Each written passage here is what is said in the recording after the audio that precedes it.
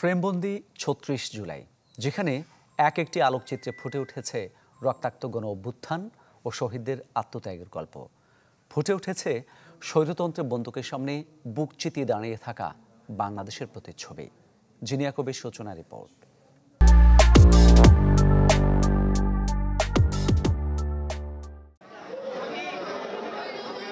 কিশোর Ryan ইসলাম দেয়াল জুড়ে ছবির মাঝে হয়তো নিজের বাবাকেই খুঁজে ফিরছে।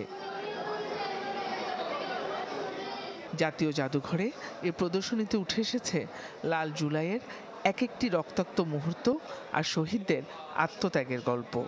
কিভাবে নির্মমভাবে একটা মানুষ পারে যে একটা মানুষকে, জীবন্ত একটা মানুষকে হত্যা করতে, তাদের কি হৃদয় বাজে না?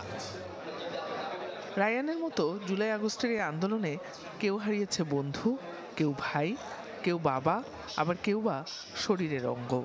প্রদর্শনী দেখতে আসা মানুষেরা অনুভব করেছেন স্বজন প্রিয়জন হারানোর হাহাকার।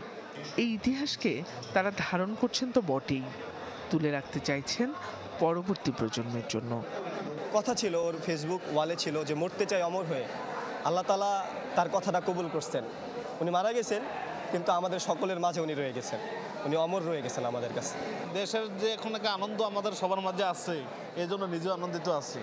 আসলে চোখের যে আমার নাই বা আগে চোখের সমস্যা, এটা আমার মনে হইতেছে না আর কি। ৩৬ জুলাইয়ের এই ক্যানভাস জুড়ে আছে আন্দোলনের শুরু থেকে শেষের ছবি। ফুটে উঠেছে গণ অভ্যুত্থানের টার্নিং পয়েন্টগুলো। আলোকচিত্র তো নয়, যেন এঁকে দিল বিপ্লবীদের বিজয়ের প্রচ্ছদ। প্রদর্শনীতে স্থান পেয়েছে শহীদদের নামের তালিকা, আর ব্যঙ্গচিত্রে তুলে ধরা হয়েছে সমালোচিত নেতাদের বিতর্কিত বক্তব্য সম্বলিত কার্টুন।